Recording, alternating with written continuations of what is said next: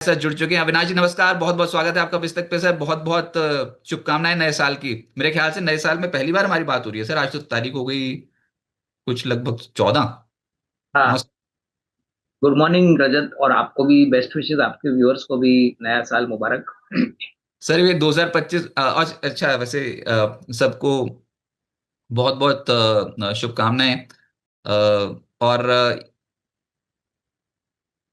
आज मार्केट पे जिस तरीके की क्यूज देखने को मिल रहे हैं उसमें फेस्टिव सीजन तो है, मकर संक्रांति की आप सबको सबको शुभकामनाएं। लेकिन ना ये जो मैं सुबह से बात कर रहा हूँ कि एकदम से ऊपरी स्तरों पर जो मुनाफा वसूली शुरू हुई है 2026 के स्टार्ट में, 2025 की एंडिंग में मार्केट में एकदम से तेजी पकड़ के गया था। निचले स्तरों से बहुत ही अच्छी खरीदारी देखने को मिल रही थी।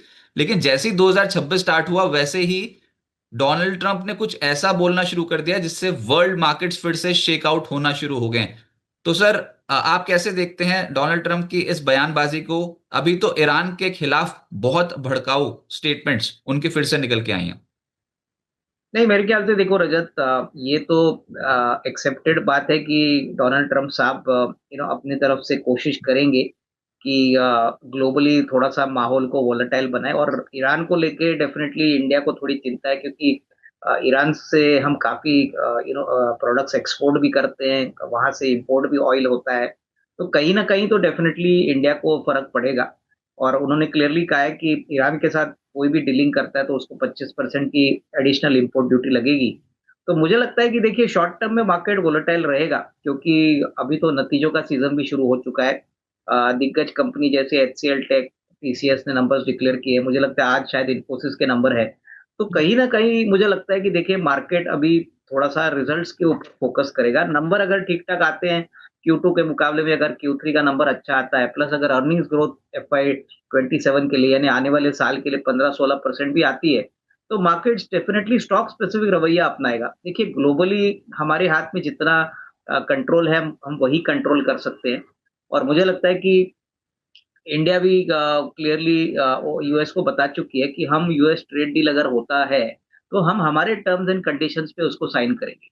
तो कहीं ना कहीं देखिए, माहौल तो वोलेटाइल है, चैलेंजिंग है, और मार्केट वन साइड चलेगा नहीं। आज भी हो सकता है कि शुरू में थोड़ी सी बिकवाली आपको देखने को मिले। तो definitely I think stock specific रवैया अपनाइए। और मेरे ख्याल से जो सेक्टर्स चलेंगे, जैसे ऑटो है, ऑटो कंपोनेंट्स है, कैपिटल गुड्स है, हाउसिंग है, बैंकिंग है, फिर एग्री है, तो ये जगह में मुझे, ये सेक्टर्स में मुझे लगता है कि निवेश के मौके बन सकते हैं। अभी एक आध 1 फरवरी को बजट भी है। तो उम्मीद है कि इस बजट में थोड़ा सा गवर्नमेंट करेगी कोशिश की, थोड़ा सा और इंडस्ट्री को और कैपिटल मार्केट को थोड़ा बहुत कंसेशन दे। तो उम्मीद तो है, बट मेरे ख्याल से निवेशकों को बहुत सिलेक्टिव रहना है और बहुत ही चूजी करके अपना निवेश बनाना है। ऐसा नहीं कि निवेश के मौके मिलेंगे नहीं, बट आपको थोड़ा सा पेशेंस रखना है, क्योंकि ऐसे बाजार में आपको ये वोलेटिलिटी साथ में लेके ही काम करना पड़ेगा। तो बहुत बड़े बड़े झटके भी लग रहे हैं सर स्टॉक मार्केट में अब तो 2026 के स्टार्ट में। लेकिन ये जो ईरान के ऊपर उनके ट्रेडिंग पार्टनर्स के ऊपर जो टैरिफ लादने वाली बात हुई है 25%, तो इफेक्टिव तो हमारे ऊपर 50% लोग 25% हो गए ना। तो कितने टैक्स वसूलना चाहते हैं? भारत तो बार बार रेडार पर आ रहा है। और अभी बात ये हो रही है कि भारत और अमेरिका के अधिकारियों के बीच ट्रेड डील पर बातचीत हुई है। एस जयशंकर साहब ने मार्को रूबियो के साथ मुलाकात, उनके साथ फोन पे बात की है। तो क्रिटिकल मिनरल्स, परमाणु ऊर्जा, डिफेंस एनर्जी क्षेत्र पे बातचीत हुई है। सिर्फ बातों बातों में ही तो काम नहीं बनेगा। ट्रेड डील की तो कहीं दूर दूर तक आहट भी नहीं है। देखिए, एक बात तो क्लियर है रजत की, यूएस को भी इंडिया की उतनी जरूरत है जितनी यूएस को इंडिया की है। तो कोई जल्दबाजी तो मोदी जी करेंगे नहीं। और मुझे लगता है कि देखिए, फाइनली ट्रम्प साहब भी जानते हैं कि अल्टीमेटली वो इंडिया से दोस्ती चाहते हैं, बिजनेस बढ़ाना चाहते हैं। तो कभी ना कभी तो ये ट्रेड डील होगी मेरे ख्याल से। देखिए, कोई भी चीज जल्दबाजी में हम जब करते हैं तब उसमें दिक्कतें आगे हो सकती है। मेरे ख्याल से अगर ये वेटिंग गेम इंडिया प्ले कर रहा है तो डेफिनेटली कोई अच्छी बात ही निकलेगी। तो मेरे ख्याल से देखिए, यूएस ट्रेड डील तो अभी लोग मोर और लेस भूल चुके हैं। अभी जो मेन फोकस रहेगा वो नतीजे रहेंगे, बिकॉज नतीजे अगर उम्मीद से बेहतर आते हैं, और मुझे लगता है कि अगले हफ्ते से बड़ी कंपनीज के नतीजे आएंगे, तो वो मेरे ख्याल से मार्केट के लिए बहुत इंपॉर्टेंट रहेगा, क्योंकि अर्निंग्स का जो ट्रिगर है वो मेरे ख्याल से सारे ट्रिगर से बड़ा है। और यहाँ पे अगर कोई इंप्रूवमेंट आता है, क्योंकि जीएसटी के आंकड़े अच्छे आ गए हैं, इंटरेस्ट कट हो चुका है, इस बार बारिश हो चुकी है, तो कहीं ना कहीं मुझे लगता है कि ये सारा जो है ये तीसरे तिमाही में आपको पूरी तरह से रिफ्लेक्ट होगा। तो नंबर्स अगर ठीक-ठाक आते हैं तो मेरे ख्याल से मार्केट इस बात पे तो खुश रहेगा कि कम से कम कॉर्पोरेट परफॉर्मेंस अभी ठीक-ठाक हो रहा है और यही मेरे ख्याल से नियर टर्म का ट्रिगर रहेगा। इंडिया यूएस ट्रेड डील के लिए शायद हो सकता है हमको मार्च एंड तक वेट करना पड़े और उसके बाद कोई नतीजा फाइनल आए। राइट, इन्फोसिस के नतीजे आने हैं आज बाजार बंद होने के बाद, एचडीएफसी लाइफ, जियो फाइनेंशियल के नतीजे आने हैं कल, ये सब मैं निफ्टी कंपनियों के बता रहा हूँ। और रिलायंस इंडस्ट्रीज के 16 तारीख को आने हैं, टेक महिंद्रा के 16 तारीख को, विप्रो के 16 तारीख को, फिर एचडीएफसी बैंक और आईसीआईसी बैंक के नतीजे आएंगे 17 जनवरी को। और आज तो भरमार है वैसे नतीजों की, इन्फोसिस तो है ही, उसके अलावा फिर HDFC, AMC, ICICI Prudential, AMC, Union Bank of India, Billion Brains Garage Ventures जिसको आप ग्रो के नाम से जानते हैं, Anand Rathi share and stock brokers, Aditya Birla Money, Den Networks, HDB Financial, Indian Overseas Bank, MRPL, Network 18 Media Investments, Plastiblends, Waaree Renewables, Indo Solar, इन सबके नतीजे आज के सत्र में है। तो रिजल्ट्स हैवी वीक है, रिजल्ट्स हैवी डे है, उसका इंपैक्ट पड़ता हुआ नजर आएगा। सर ये जो टीसीएस और एचसीएल टेक के जो नतीजे हैं, और एचसीएल टेक ने तो इनफैक्ट अपनी गाइडेंस ही अपर साइड पे रिवाइज कर दी। टीसीएस के नतीजों में बॉटम लाइन इफेक्ट हुई थी, 12.25% के आसपास नीचे चला गया था मुनाफा। और सबके पास एक ही खबर कि टीसीएस में इतनी ज्यादा नौकरियां कैसे जा रही हैं, एकदम से इतने बड़े बड़े स्केल पे लोगों को क्यों निकाला जा रहा है, लगभग 31,000, जिसमें मैं समझ रहा हूँ इतने लोग हैं। तो ये हो क्या रहा है आईटी सेक्टर में, और आने वाले समय के लिए आपका आउटलुक आईटी सेक्टर को लेकर क्या है? नहीं, मेरे ख्याल से देखिए एक आईटी सेक्टर में अभी भी थोड़ी-सी चिंताएँ हैं कि इंडिया यूएस ट्रेड डील नहीं हो चुका है। यूएस इंडिया के लिए सबसे बड़ा मार्केट है।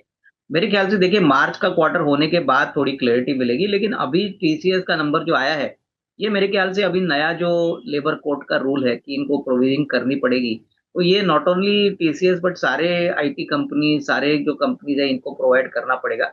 और ये कोई बड़ी बात नहीं है, मुझे लगता है कि जो चौथा तिमाही होगा, वो नॉर्मली जनवरी टू मार्च का क्वार्टर आईटी कंपनीज़ के लिए काफ़ी बड़ा होता है। तो यहाँ पे मुझे लगता है कि अगर इन्फोसिस की बात करें मैं समझता हूँ एचसीएल टेक की बात करें, तो वैल्यूएशंस काफ़ी रीज़नेबल है। मुझे लगता है कि देखिए अभी तो मौका ऐसा है कि आपको अभी भी एक अच्छे रीज़नेबल वैल्यूएशंस पे एंट्री मिल रही है। प्लस छोटी आईटी कंपनीज़ की बात करें जैसे कोफॉर्ज हो गया, पर्सिस्टेंट है, केपीआईटी है, यहाँ पे भी नंबर्स अच्छे आने की उम्मीद है क्योंकि क्यू2 तो ऑलरेडी अच्छा था और अगर क्यू3 भी अच्छा ठीक-ठाक आता है, तो उसका मतलब मार्केट को एक दिलासा मिलेगा कि ऑर्डर बुक अच्छी है, एग्जीक्यूशन अच्छी है। तो ओवरऑल हमारा व्यू पॉजिटिव है। डेफिनिटली रूपी डेप्रिसिएशन का भी बेनिफिट थोड़ा बहुत मार्जिन्स में इनको मिलेगा। बट जो रियल ट्रिगर है, वो मार्च के रिजल्ट्स के बाद, उनकी कमेंट्री के बाद और यूएस ट्रेड डील साइन होता है, उसके बाद होगा। तब तक एक साइडवे मूवमेंट ही आप इन स्टॉक्स में एक्सपेक्ट करिए। अब आ जाते हैं काउंटर स्पेसिफिक, उससे पहले से कोई निफ्टी पे कोई बहुत बड़ी गिरावट की तो उम्मीद है नहीं है ना, कि ये बाजार ना एकदम से ऊपर से ऑल टाइम हाई लेवल छोड़ा है और बहुत सारे स्टॉक्स एक हफ्ते के अंदर अंदर ही निपट गए हैं। तो मैक्सिमम कहां तक का डाउनसाइड आप एक्सपेक्ट कर रहे हो निफ्टी पे?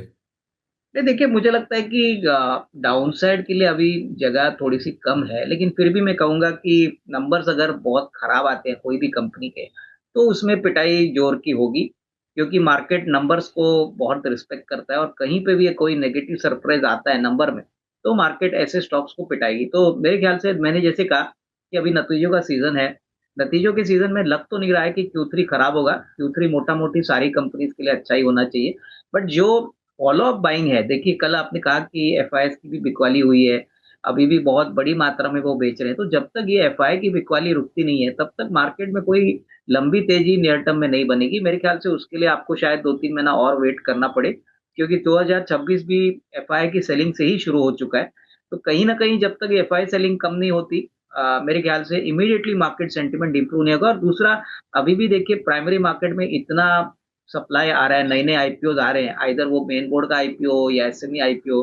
तो ये मामला जब तक चलेगा, तब तक दूसरा ये भी फैक्टर है जो सेकेंडरी मार्केट को थोड़ा दबा के रखेगा क्योंकि सभी को पता है कि आईपीओ का अप्लाई करने के लिए लोग सेकेंडरी मार्केट में माल बेचते हैं। तो कहीं न कहीं देखिए 2 रीज़न्स हैं, ये दोनों रीज़न्स में जब आपको थोड़ा-सा एक रुकाव दिखाएगा, उसके बाद ही मार्केट सुधरेगा। तब तक मेरे ख्याल से देखिए ये वोलेटिलिटी चलती रहेगी, कभी ऊपर, कभी नीचे। ऐसे में फिर आप कौन से स्टॉक्स पे एडवाइस कर रहे हो जहां पर आपको लगता है कि तेजी बन सकती है, स्टॉक स्पेसिफिक 2026 के शुरुआत के लिए और बजट से पहले किन स्टॉक्स पे नजर है? देखिए, हमको तो ऑटो ऑटो कंपोनेंट सेक्टर फिर उसके बाद इंफ्रास्ट्रक्चर ये पसंद है। एल-एन-टी काफ़ी टूटा है, 3,800 के करीब आया है। तो देखिए, ये ऐसे कंपनीज़ हैं जो अभी बजट में भी बेनिफिट हो सकते हैं। उसके बाद रेलवे सेक्टर एक बहुत बड़ा सेक्टर है। यहाँ पे आप टिटागढ़ देखिए, जुपिटर वैगन देखिए। ये सारी कंपनीज़ एक क्वार्टर इनका खराब था सितंबर का, लेकिन इसका मतलब ये नहीं कि ये कंपनीज़ खराब करेगी। बजट में अगर वैगन की रिक्वायरमेंट वापस अनाउंस होती है, तो सारे वैगन कंपनी जैसे टीटागढ़ वैगन है, टेक्समैको रेल है, जुपिटर है, इसमें अच्छी बढ़त आपको देखने को मिलेगी। प्लस होटल सेक्टर में हमको लगता है कि अक्टूबर टू दिसंबर काफ़ी अच्छा होगा। इनफैक्ट ओरिएंटल होटल्स नाम की एक छोटी कंपनी, उन्होंने अभी रिजल्ट्स कल ही डिक्लेयर किए थे, बहुत ही अच्छे नंबर आए। तो उसका मतलब है कि जो दिग्गज प्लेयर है जैसे इंडियन होटल है, नंबर अच्छे आने की उम्मीद है। प्लस लेमन ट्री में मैं पढ़ रहा था कि अभी उन्होंने मॉडल को एसेट लाइट बनाया। अभी ये रिस्ट्रक्चरिंग कर रहे हैं ताकि लेमन ट्री के शेयर होल्डर्स को एक दूसरे कंपनी के शेयर्स मिलेंगे, और ये पूरा मामला कम से कम अगले 6-8 महीने में पूरा होगा। तो ये भी एक अच्छा विकल्प हो सकता है, क्योंकि जैसे ही कंपनी एसेट लाइट होती है, मेरे ख्याल से उसकी प्रॉफिटेबिलिटी डेफिनेटली अच्छी तरह से बढ़ेगी। अदरवाइज ऑटो में तो हमको महिंद्रा एंड महिंद्रा पसंद है। देखिए 3625-50 में चल रहा है। इसमें कोई डाउट नहीं कि तीसरी तिमाही बहुत ही बढ़िया आएगी, करीबन 3950-4000 का यहाँ पे आप टारगेट प्राइस लगा सकते हो। और ऑटो कंपोनेंट्स में नॉर्थ इंडिया बेस्ड कंपनी है श्रीराम पिस्टन्स, बहुत ही बढ़िया विकल्प है। 3100 का रेट चल रहा है। प्लस अभी हाल ही में इन्होंने एक इटालियन कंपनी खरीदी है, ग्रुपो एंटिनो, जो 1200 करोड़ की रेवेन्यू और टॉप लाइन कंट्रीब्यूट करेगी। तो बहुत ही तगड़े नंबर्स है। यहाँ पे भी 3450 3500 का टारगेट प्राइस आपको कंफर्टेबली साल भर में मिल सकता है। तो देखिए विकल्प बहुत है, बट आपका नजरिया थोड़ा सा मीडियम टू लॉन्ग टर्म होना चाहिए। 34 पॉइंट्स गिफ्ट निफ्टी नीचे बता रहे हैं, तो आज के जो हम सपोर्ट लेवल्स मान के चल रहे हैं वो है 25,645 और 25,600, और ऊपर 25,850 और 25,900। गेम पलटेगी 25,950 के पार, लेकिन 25,950 के पार या तो फिर नतीजे कोई बहुत अच्छे आ जाएं, या फिर कुछ ट्रेड डील को लेकर कुछ बड़ी बड़ी बातें हो जाएं, या फिर डोनाल्ड ट्रंप थोड़ा चुप हो जाएं। इन तीनों में से कुछ भी हो जाएगा तो फिर 25,950 के लेवल के ऊपर निकलेंगे, नहीं तो फिर ये अच्छा रेजिस्टेंस है मार्केट के लिए। एक सवाल और वो है सर कच्चे तेल के ऊपर। ये बहुत बड़ा गेम हो रहा है अंतर्राष्ट्रीय बाजार में। डोनाल्ड ट्रंप ने जिस तरीके से वेनेजुएला पे अब उनके रिसोर्सेज पे कब्जा कर रखा है, तो ऐसा लग रहा है कि ओवर सप्लाई हो जाएगी कच्चे तेल की, लेकिन भाव बढ़ने शुरू हो गए हैं अचानक से। और इत्तेफाकन ईरान भी इसी समय बोलने लग गया, डोनाल्ड ट्रंप भी इसी समय बोलने लग गया, और कच्चा तेल का बाजार ऐसा लग रहा है कि पिछले कुछ दिनों में बहुत स्ट्रांग खरीदारी होनी शुरू हुई है। तो एक तो क्रूड पे आपका आउटलुक, और दूसरा ऑयल इंडिया और ओएनजीसी पे। देखिए ओएनजीसी में डेफिनेटली आउटलुक पॉजिटिव लग रहा है, क्योंकि अगर ऑयल बढ़ता है तो उसका सीधा इम्पैक्ट प्रॉफिटेबिलिटी वाइज ओएनजीसी और ऑयल इंडिया जैसे विकल्पों को मिलेगा। मेरे ख्याल से देखिए शॉर्ट टर्म में जो ऑयल मार्केटिंग कंपनियां उनके लिए दिक्कत हो सकती है, क्योंकि ऑयल की कीमतें बढ़ती है तो उनके जीआरएम से इफेक्ट होंगे। और ऑयल का ओवरऑल आउटलुक मुझे लगता है कि ये ईरान का मामला होने के बाद वापस थोड़ा सा जियो पॉलिटिकली मामला बिगड़ गया है। अगर इंडिया ईरान से ऑयल नहीं खरीदेगी, डेफिनेटली मेरे ख्याल से ऑयल के प्राइसेस में थोड़ा सा वोलेटिलिटी आपको देखने को मिलेगी। तो कहीं ना कहीं देखिए मामला थोड़ा सा नाजुक है, अभी कहना मुश्किल है, बट अगर और 5-6% क्रूड बढ़ता है तो इसका सीधा इम्पैक्ट अपस्ट्रीम कंपनी जैसे ऑयल इंडिया ओएनजीसी को मिलेगा। ऑयल मार्केटिंग कंपनीज में हो सकता है कि थोड़ी सी बिकवाली का प्रेशर आपको देखने को मिले। हालांकि Q3 नंबर तो काफी तगड़े होंगे। और ओवरऑल मुझे लगता है कि जब तक ये ईरान का मामला सुलझता नहीं है, तब तक वापस ऑयल मार्केटिंग कंपनी से अवॉइड करें, और मेरे ख्याल से ऑयल हो सकता है कि वापस तेजी का मोड़ पकड़े। तो ये वेट एंड वॉच का मामला है। इमीडिएटली कहना मुश्किल है कि कहाँ तक क्रूड जाएगा, बट अगर क्रूड जाता है तो इन्फ्लेशन बढ़ सकता है, हमारा ट्रेड डेफिसिट और बढ़ेगा। तो काफी दिक्कतें हैं जो शायद हमको अगले 2-3 महीने में और देखने को मिल सकती सर रिलायंस इंडस्ट्रीज पे क्या किया जाए? एक स्टेटमेंट ये भी आई थी, वो भी रॉयटर्स के हवाले से ही थी, कि रिलायंस इंडस्ट्रीज बोला कि वेनेजुएला से तेल खरीदने के लिए तैयार हो जाएंगे। तेल तो निकला ही नहीं अभी ढंग से। तो है। रिलायंस देखिए इंडस्ट्रीज पे क्या करना चाहिए? देखिए रिलायंस इंडस्ट्रीज में जब मूव आएगा रजत, तब बड़ा मूव आएगा। अभी तो लोग कंफ्यूज है क्या हो रहा है मार्केट में। शेयर जब चलता नहीं है रिलायंस का, तब लोग काफी फ्रस्ट्रेट होते हैं। मेरा मानना है कि देखिए 1500 का लेवल अगर आपको मिलता है, तो आपको एक बात समझनी चाहिए कि अगले साल सवा साल में तो मेरे ख्याल से रिटेल का बिजनेस अनलॉक होने वाला है। प्लस अभी जियो का बिजनेस भी काफी अच्छी तरह से काम कर रहा है। कहीं ना कहीं रिलायंस के पास बहुत ऐसे वैल्यू ड्राइवर्स है जो वो यूज करेगा। और मुझे लगता है कि देखिए रिलायंस जैसी बड़ी कंपनी को कोई दिक्कत नहीं होगी ऑयल खरीदने के लिए, वेदर वो वेनेजुएला का हो या रशिया का हो या ईरान का हो, उनके लिए काम चलता रहेगा। On a day to day basis ये कहना मुश्किल है, बट हाँ फंडामेंटली मुझे लगता है कि 1500 के आसपास अगर कोई खरीदता है तो अच्छी वैल्यू बन सकती है, प्रोवाइडेड आपका साल भर का नजरिया है। क्योंकि रिलायंस जब चलेगा तभी मार्केट को एकदम कंप्लीटली सरप्राइज करके चलेगा। तो ये कहना रॉन्ग होगा कि इसमें वैल्यू नहीं है, वैल्यू जरूर है, बट आपका नजरिया थोड़ा सा मीडियम टर्म होना चाहिए। इनोसेंट ह्यूमंस नाम से जो आईडी था, उन्होंने रिलायंस के ऊपर ही प्रश्न पूछा था। उम्मीद करते हैं कि आपको आपका व्यू पॉइंट जो अविनाश जी ने शेयर किया उससे मदद मिली होगी। और ऐसे ही आप सवाल पूछते चलिए, अब मैं बैक टू बैक सवाल लूंगा, ज्यादा से ज्यादा सवाल लेने की कोशिश करेंगे जिससे आपकी मदद हो, और आप अविनाश जी से कोई भी सवाल स्टॉक मार्केट से रिलेटेड, अपने पोर्टफोलियो से रिलेटेड पूछ सकते हैं। ललित अग्रवाल जी नमस्कार, बोल रहे हैं निफ्टी कहाँ तक जाएगा? नीचे की ऊपर नहीं लिखा। निफ्टी में तो देखिए शॉर्ट टर्म में तो ट्रेंड वोलेटाइल है, हो सकता है कि नया हाई आने के लिए बहुत टाइम लगेगा क्योंकि नतीजों का सीजन है। नतीजे के सीजन में क्या होता है कि नॉर्मली स्टॉक स्पेसिफिक मूव्स आपको ज्यादा देखने को मिलते हैं, और जब तक ये एफआई और प्राइमरी मार्केट की सप्लाई बंद नहीं होती तब तक नया हाई तो मुझे लगता है बहुत डिफिकल्ट है। तो मैं कहूंगा कि डाउन साइड पे 25,500 और ऊपर में मेरे ख्याल से 26,200 ये रेंज में आप काम करिए, और इंडेक्स से ज्यादा स्टॉक स्पेसिफिक रवैया अपनाइए, क्योंकि मार्केट में इंडेक्स को लेके काफी लोग परेशान हैं, और हो सकता है कि शायद एक दो महीने ऐसा ही बात चलती रहे, क्योंकि बजट भी आने वाला है। बजट में क्या आता है वो भी इम्पोर्टेंट पॉइंट रहेगा। बजट अगर मेरे ख्याल से मार्केट्स को पसंद आएगा तो निफ्टी में डेफिनेटली अच्छी तेजी देखने को मिलेगी, बट ये सब पॉसिबिलिटीज है कि तब तक मेरे ख्याल से मार्केट्स एक छोटे दायरे में ही रहेगा। कहानी वाला पंकज जी मेरे को बोल रहे हैं कि तुम तो उल्टी बात ही करते हो, निफ्टी पॉजिटिव ट्रेंड में रहेगा। तो लिखते रहते हैं हमारे व्यूअर्स, हमें मन लगा रहता है, पढ़ते रहते हैं उनकी बातें। तो चलो देखते हैं। उसके बाद फिर वरुण कुमार जी बोल रहे हैं एसजी फिनसर्व। एसजी फिनसर्व ये क्या क्या कंपनी है, और इसके बारे में आप प्लीज थोड़े फंडामेंटल शेयर कर दीजिए, वो ये बोल रहे हैं। नहीं देखिए, ये कंपनी का बहुत ही बढ़िया विकल्प है। ये अपोलो ट्यूब्स जो कंपनी है, इनके प्रोमोटर्स ने फ्लोट किया है, और बेसिकली एक मार्केट प्लेस है जो इंडस्ट्रियल प्रोडक्ट्स और कमोडिटीज के लिए काम करता है। बहुत ही अच्छे नंबर्स इन्होंने डिक्लेयर किए हैं, और बहुत ही अच्छा मीडियम टू लॉन्ग टर्म का विकल्प है। देखिए, इस कंपनी में काफी बड़े एचएनआई इन्वेस्टर्स, बड़े इन्वेस्टर्स ने ऑलरेडी निवेश किया है। बहुत समय तक ये स्टॉक एक रेंज में है। तो मैं कहूंगा कि देखिए, अगर आपका नजरिया कम से कम 12-15 महीने का है तो ये ऐसी कंपनीज होती हैं जहां पे आपको निवेश करना चाहिए। थोड़ा सा लंबा सोचिए और तभी पैसा आपका बनेगा, क्योंकि ये Q3 के नंबर्स भी इनके काफी अच्छे आने की उम्मीद है। तो आई थिंक अच्छा विकल्प है, प्रोवाइडेड आपके पास कम से कम 12-15 महीने का टाइम फ्रेम है। लेके थोड़ा सा छोड़ दीजिए, और कंपनी अच्छी है, प्रमोटर अच्छा है, बिजनेस अच्छा है, बट इसमें थोड़ा सा टाइम आपको देना पड़ेगा। कोहांस लाइफ साइंसेज कहीं जीरो तो नहीं हो जाएगा सर? अक्षय मेहता जी पूछ रहे हैं। नहीं, बिल्कुल नहीं। देखिए, पहली बात तो क्या है कि जो ट्रेडर मेंटालिटी के लोग होते हैं इनको तो स्टॉप लॉस रखना जरूरी है। देखिए, मैं कहूंगा कि कभी कभी क्या होता है कि फंडामेंटल भी रिफ्लेक्ट होने में टाइम लगता है, और कहीं ना कहीं कोई कारण से ये स्टॉक की पिटाई होती है। तो मैं इनको यही कहूंगा कि अगर आपका नजरिया एकदम शॉर्ट टर्म है या आप लॉस नहीं ले सकते तो इसमें से निकल जाइए। कंपनी अच्छी है, लेकिन हाँ, कभी कभी होता है कि अच्छी कंपनी को भी कोई कारण से बहुत भारी पिटाई होती है, जैसे अभी हम देख रहे हैं। तो क्लियरली मुझे नहीं लगता है कि इसमें फंडामेंटली कोई प्रॉब्लम है, बट हाँ, कोई ना कोई कारण है जिससे ये स्टॉक ऊपरी लेवल से काफी पिटा है। तो Q3 के नंबर्स आएंगे तो ज्यादा क्लियरिटी मिलेगी। सर मैं वही यही सब पूछना चाहते हैं कि अभी भी इतनी गिरावट के बाद भी जैसे 50 के पी मल्टीपल पे ट्रेड करता है, तो जो जो हम रेशियोज देखते हैं वो तो ठीक है, लेकिन थोड़ा मुनाफे की फिगर डगमगा जाती है तो स्टॉक इतनी बुरी तरीके से नीचे जाता है। मतलब मुनाफा क्वार्टरली बिल्कुल। बेसिस पे कम होता चला जा रहा है, तो इसका मतलब ये स्टॉक को कचड़ दो, 1300 का स्टॉक एकदम से 400 पे लाके खड़ा कर दो। नहीं, बिल्कुल वैसे ही होता है। देखो रजत, आजकल तो मार्केट में जैसे ही कंपनी नंबर्स पे डिसअपॉइंटमेंट दिखाती है तो गिरने का भी कोई लिमिट नहीं होता।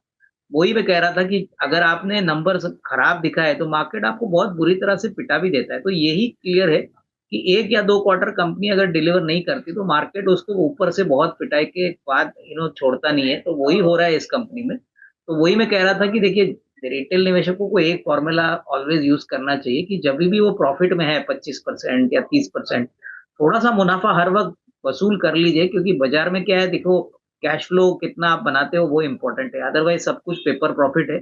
बहुत सारे रिटेल निवेशक खरीदते हैं स्टॉक, प्रॉफिट में होने के बाद भी बेचते नहीं है, तो फिर बाद में वापस वो स्टॉक वही उनके ओरिजिनल प्राइस पे आता है।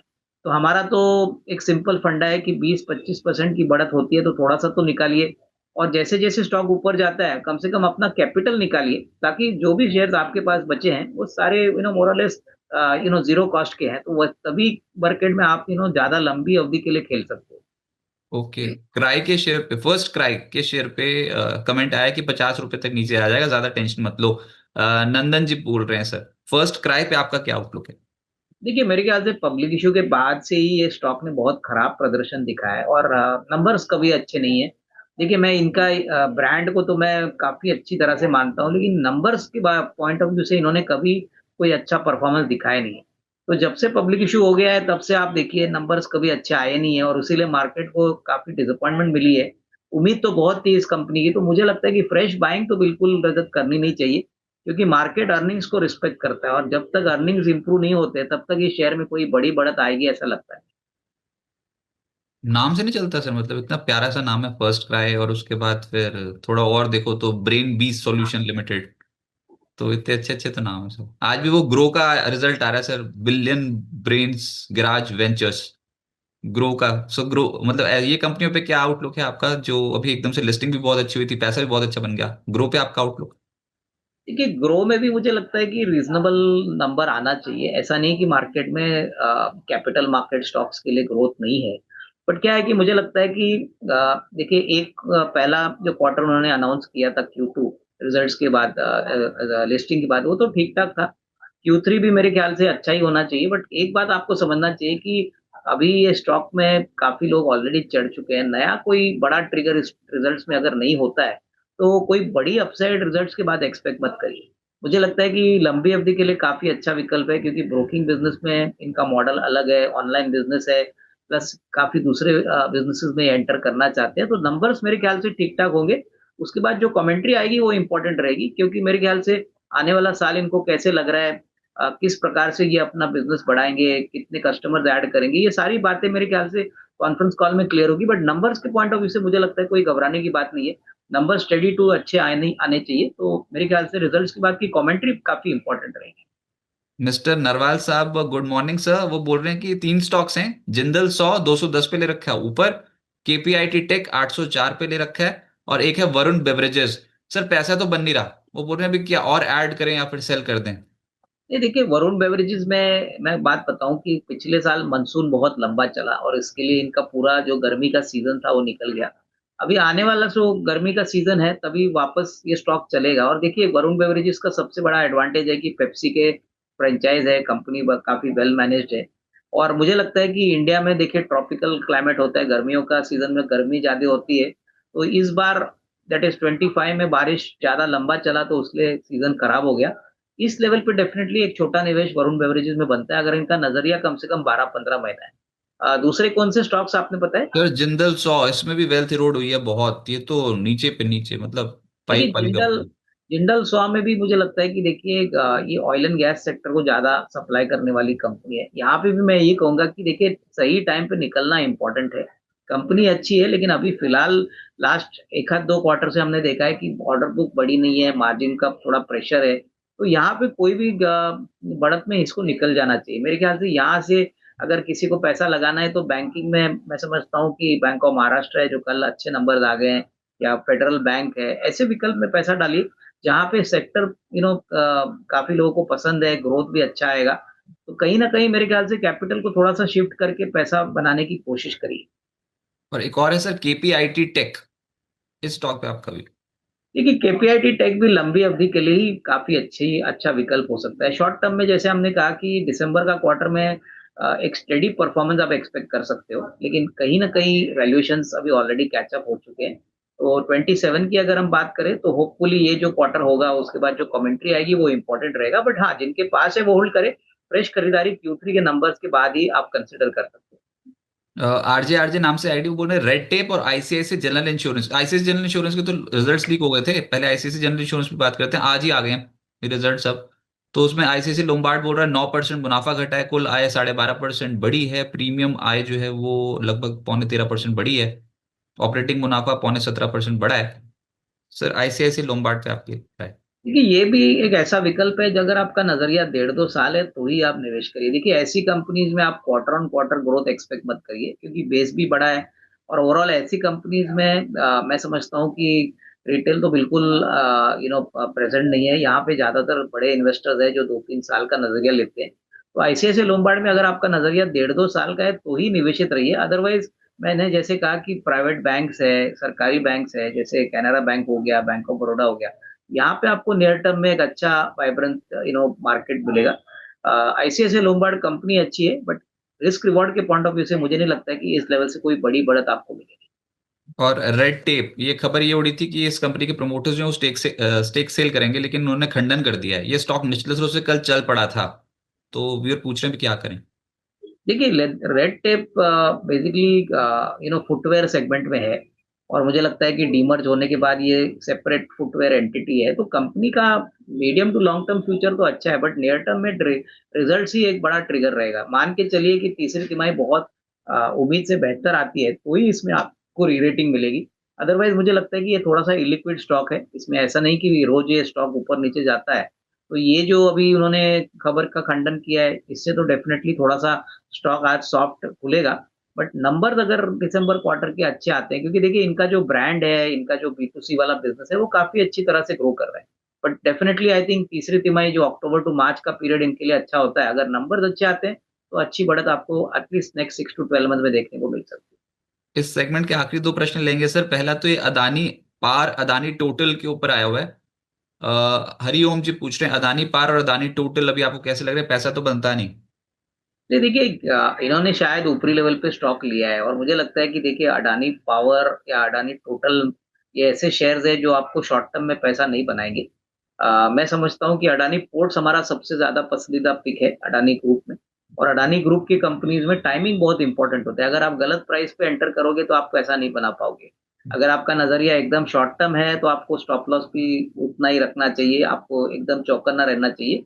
बट हाँ, अगर अडानी पावर और अडानी टोटल में ये कम से कम साल 1.5 साल निवेशित रह सकते हैं, तो ही यहाँ पे पैसा डालिए और तभी यहाँ पे होल्ड करिए। अदरवाइज शॉर्ट टर्म में कोई बड़ी अपसाइड एक्सपेक्ट मत करिए। लास्ट प्रश्न सर, प्रोफेसर विश्वजीत रे जी बोल रहे हैं, और नाम भी ऐसे से लिखे, मैंने तो बहुत ही कम सुना होगा, आप भी ट्रैक करो। Wendy India, WENDY, Wendy India track कर रहे हो? नहीं, ये स्टॉक मुझे पता नहीं, वेंडी इंडिया हम नहीं ट्रैक करते। अच्छा, उसके बाद है, बाप रे, आइसोलेशन एनर्जी, नहीं हो पाएगा ना? Isolation energy. आइसोलेशन तो बेसिकली सोलर पैनल और सोलर ईपीसी में है, और ये स्टॉक काफी चल चुका है। इनफैक्ट देखिए, सोलर में मैं आपको एक ही बात बताता हूँ कि हो सकता है कि अभी सोलर में जो तीसरी तिमाही के नंबर्स आएंगे ना, वो थोड़े से मार्जिन प्रेशर वाले होंगे, क्योंकि ऑलरेडी काफी ओवर कैपेसिटी इंडस्ट्री में हो चुकी है। पैनल की बात करें या सेल की बात करें, तो कहीं ना कहीं जब भी कोई भी इंडस्ट्री में बहुत सारे खिलाड़ी आते हैं, कैपेसिटी बनाते हैं, तभी उस इंडस्ट्री को प्रीमियम वैल्यूएशन मिलता नहीं है। और ये पहले से मामला हमने देखा है कि कोई भी इंडस्ट्री में बहुत सारे खिलाड़ी आते हैं, कैपेसिटी बनाते हैं। तो सोलर में मुझे लगता है कि देखिए स्टेडी ग्रोथ आएगा, लेकिन जो मल्टीपल्स अभी इनको मिल रहा है, 50 60 या 40 45 के मल्टीपल पे, तो वो मेरे ख्याल से सस्टेन होना डिफिकल्ट है। तो मेरे ख्याल से देखिए, इन्होंने अगर अच्छा पैसा बनाया तो थोड़ा सा पैसा मुनाफा वसूल करे। अदरवाइज मैंने जैसे कहा कि बैंक्स, प्राइवेट सेक्टर बैंक, सरकारी बैंक अभी भी अच्छा रिस्क रिवॉर्ड प्रेजेंट कर सकते हैं, क्योंकि कोई भी सेक्टर में ओवर कैपेसिटी आती है और बहुत सारे खिलाड़ी आते हैं, तो उसमें फिर मार्केट ऐसे सेक्टर को बाद में डाउनग्रेड कर देता है। केपी एनर्जी भी यही करती है, केपी एनर्जी के ऊपर भी पूछा हुआ है। देखिए, केपी एनर्जी विंड पावर बनाती है, और बेसिकली इनका जो मेन बिजनेस है वो पावर का है। ये केपीआई ग्रीन की ग्रुप कंपनी है। तो केपी एनर्जी में सबसे बड़ी बात क्या है कि इनके पास ऑलरेडी अच्छा ऑर्डर बुक है, विंड एनर्जी है, फिर हाइब्रिड पावर भी बेचते हैं। तो यहाँ पे हो सकता है कि थोड़ा सा आपको एक अच्छा रिस्क रिवॉर्ड मिले, क्योंकि देखिए ये ग्रुप में सबसे अच्छी बात क्या है कि ये पहला खिलाड़ी था जिसने पावर को, सोलर पावर को ग्रिड में डाल के पैसा बनाया। पावर का जो मार्जिन होता है वो 50 60% होता है। प्योरली आप सोलर ईपीसी या सोलर पैनल बनाते हो तो उसमें कोई बड़ी मार्जिन मिलेगी नहीं। तो माइक सारी चेक 1 2 सोलर 3। कंपनीज है, वहां पे आपको थोड़ा सा कॉशियस रहना जरूरी है। बहुत बहुत शुक्रिया आपका हमारे साथ जुड़ने के लिए, और ये अपने व्यूज बिस्तक पे शेयर करने के लिए बहुत बहुत शुक्रिया सर। Thank you.